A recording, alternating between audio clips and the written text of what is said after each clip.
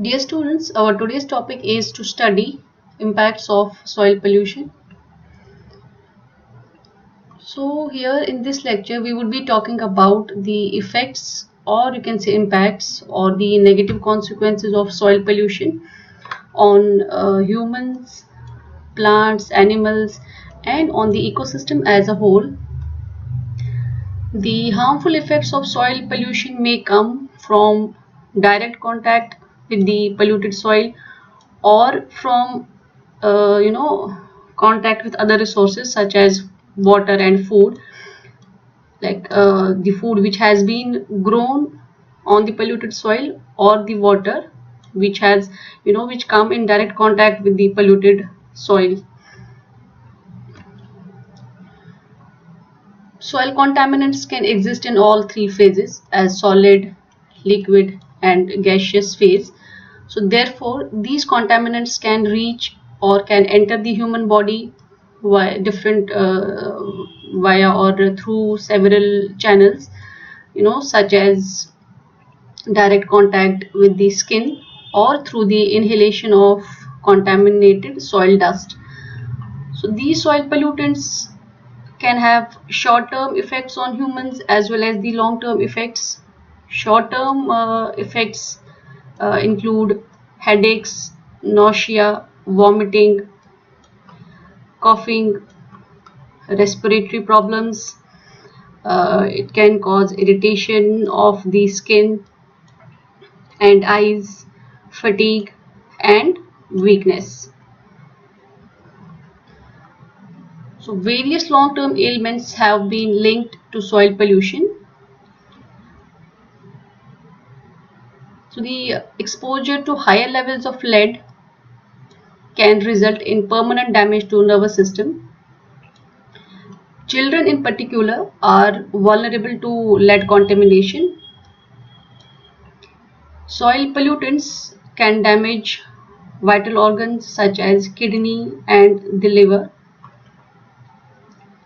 A regular and high exposure to benzene is known to cause leukemia, or you can say cancer, in both children and adults.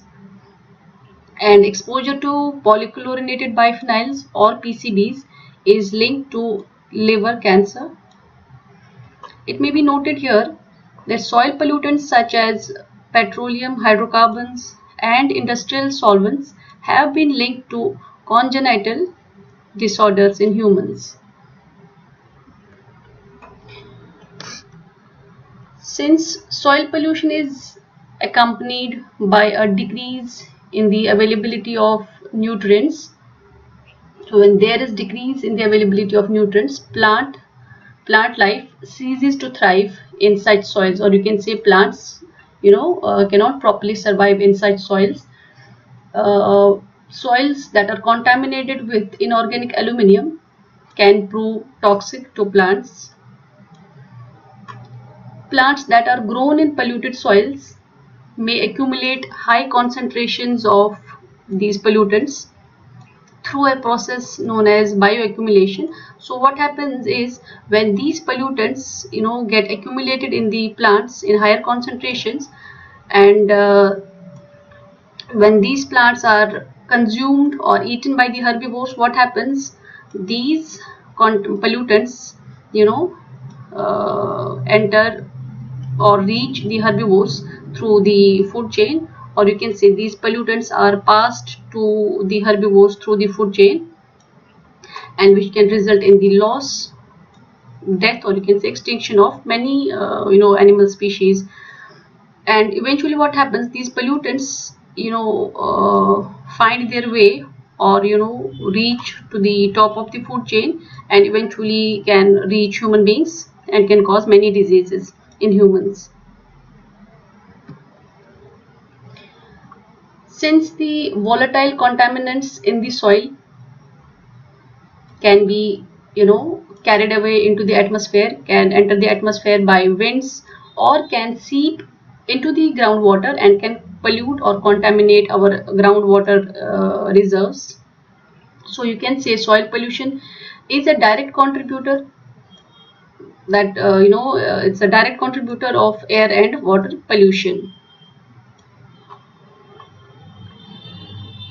It can also contribute towards acid rain. Acidic soils, as you already know, are inhospitable to several microorganisms, as microorganisms cannot survive if the soil pH is low or if the soil is acidic. So these microorganisms, you already know, they are important. They help in improving the soil texture and they help in the decomposition of the organic matter. Nitrogen and phosphorus that comes from the fertilizers, that are present in the soil and comes from the fertilizers, reach or enter the water bodies through the runoff and can cause eutrophication of the water bodies. We have already studied eutrophication in our last unit. So eutrophication, in this process of eutrophication, what happens is algal blooms are formed in the water bodies, and these algal blooms deplete the dissolved oxygen levels of the water body and finally causes the death of the aquatic plants as well as animals. Excessive use of chemical fertilizers makes the soil either more acidic or more saline, and that proves to be harmful for soil biota and plant life. Pollutants can reduce the soil fertility, so which ultimately leads to the reduction in the food production, and ultimately we can face the shortage of food.